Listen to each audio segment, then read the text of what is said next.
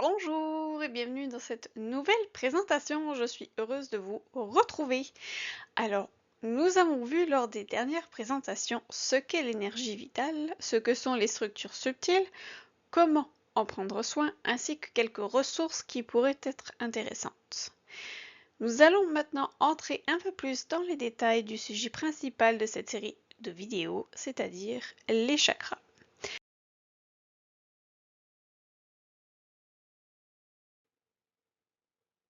Qu'est-ce qu'un chakra? Ce sont des cônes qui sont en forme d'entonnoir qui, comme nous l'avons vu brièvement, prennent racine dans ce canal central qui est la Sushumna. Ils sont constitués d'un certain petit nombre de vortex. Dans chacun d'eux circule l'énergie de vie qui vient nourrir les corps subtils ainsi que la structure corporelle organique. Tout est intimement lié.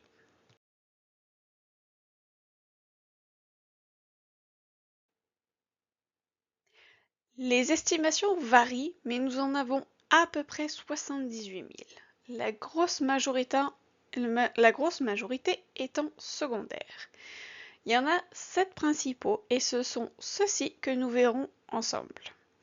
À chaque chakra, son propre taux vibratoire et est dépendant de tous les autres ainsi que de la qualité de l'énergie vitale située dans la Sushumna.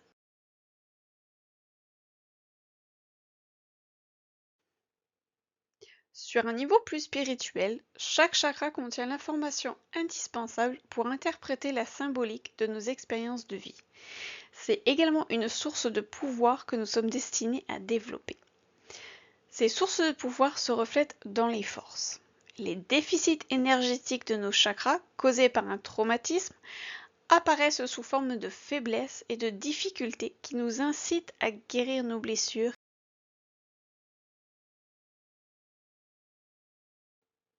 Eh bien, commençons par voir le chakra en santé. Lorsqu'un chakra est en santé, il y a émission et réception d'énergie, donc de l'information, mais c'est de l'information saine.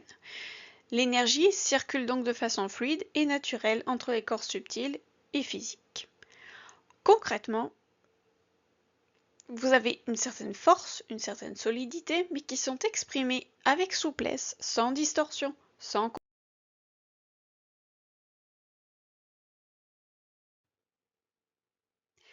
Si par contre le chakra est malade, alors le cône devient rigide, affaissé, voire même écrasé.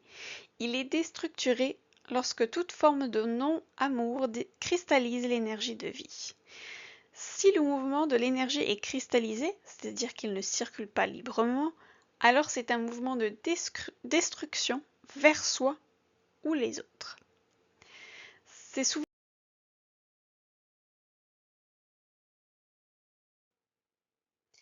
rapidement pour le chakra de l'enfant. Eh bien, les chakras se sont développés en étant alimentés par l'énergie des parents, de la tribu, de la communauté et de la société. On comprendra alors que souvent, ils se sont structurés de façon à exprimer le non-amour, le déni de l'intégrité de la personne, le rejet, la non-reconnaissance, l'abandon, l'humiliation.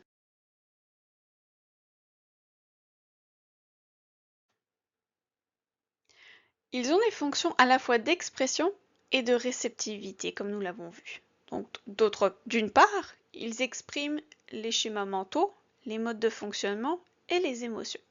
Et d'autre part, ils reçoivent en même temps des informations de la part des personnes ou des lieux avec qui nous interagissons, mais selon nos propres filtres.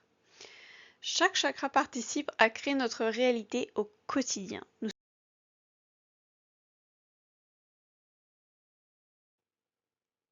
Les chakras sont liés aux 5 sens, mais aussi aux sens un peu plus cachés, plus subtils, que sont l'intuition et la spiritualité. Ils font partie intégrante de notre système de survie. Ils reflètent et expriment la circulation de l'énergie vitale en nous. En prendre soin et les équilibrer en tout temps n'est pas un chemin facile et fluide. Je dirais même que c'est un travail de tous les jours, surtout avec les vies que nous.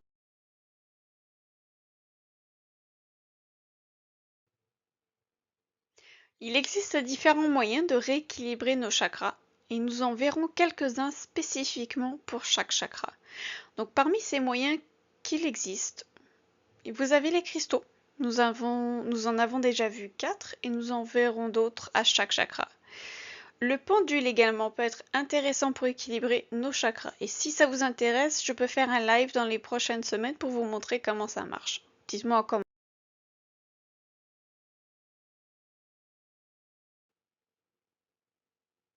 Nous verrons les 7 chakras principaux tels que nous les connaissons ici en Occident.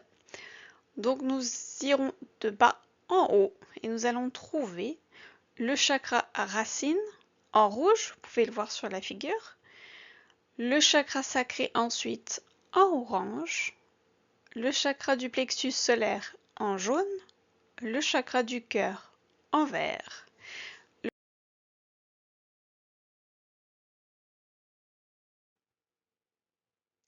Nous commencerons avec le chakra racine et son beau rouge. C'est une énergie qui est plus yang, une énergie plus masculine. L'animal qui le représente est l'éléphant. Le métal lui correspondant est le plomb, l'élément de la terre.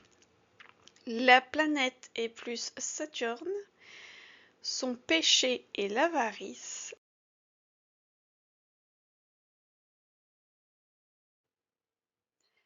Ensuite, on monte vers le chakra sacré et son bel orange. L'énergie, elle, est plus yin, plus féminine. L'animal qui le représente est le crocodile. Le métal est l'étain. L'élément correspondant est l'eau. La planète est Jupiter. Le péché lui correspondant est la gourmandise. La vertu.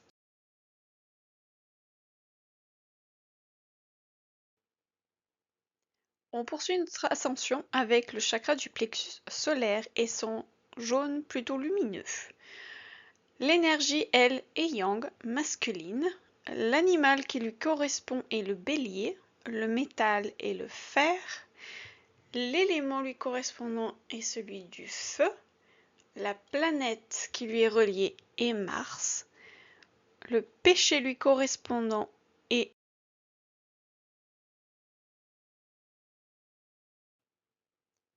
Ensuite, nous trouvons le beau et doux chakra du cœur et son vert profond.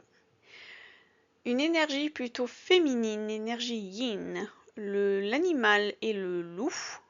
Son métal correspondant est le cuivre. L'élément est l'élément de l'air. La planète est bien sûr la belle Vénus. Son péché, la luxure, la vertu.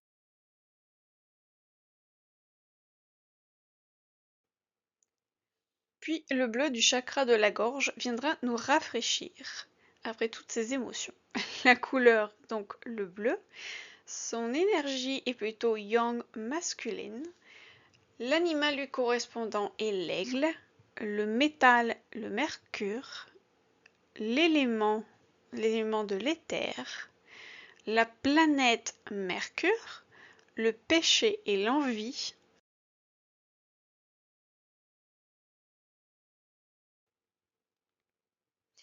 On se rapproche du sommet avec un arrêt au chakra du troisième œil et son bleu indigo. La couleur est donc le indigo. L'énergie est plutôt yang, c'est-à-dire masculine. L'animal, alors je suis désolée les ancêtres, c'est comme ça que j'ai trouvé dans un livre, mais j'arrivais pas à trouver d'autres mots. Donc les ancêtres puis sont reliés. Le métal, la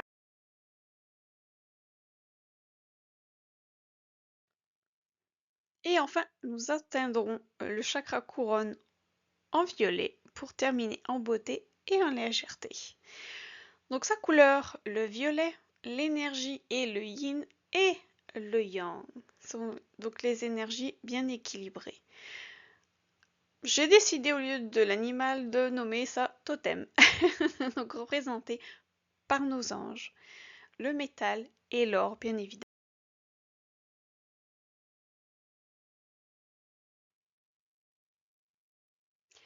Et la suite? Eh bien nous allons partir à l'exploration maintenant de nos chakras. Nous verrons les 7 chakras en profondeur, un à la fois, de bas en haut, c'est-à-dire du plus dense au plus subtil, de la terre au ciel, et nous irons admirer tout ce qu'ils ont à offrir et comment s'en occuper. Il y aura 2 présentations par chakra. Le premier sera un peu plus long que les autres.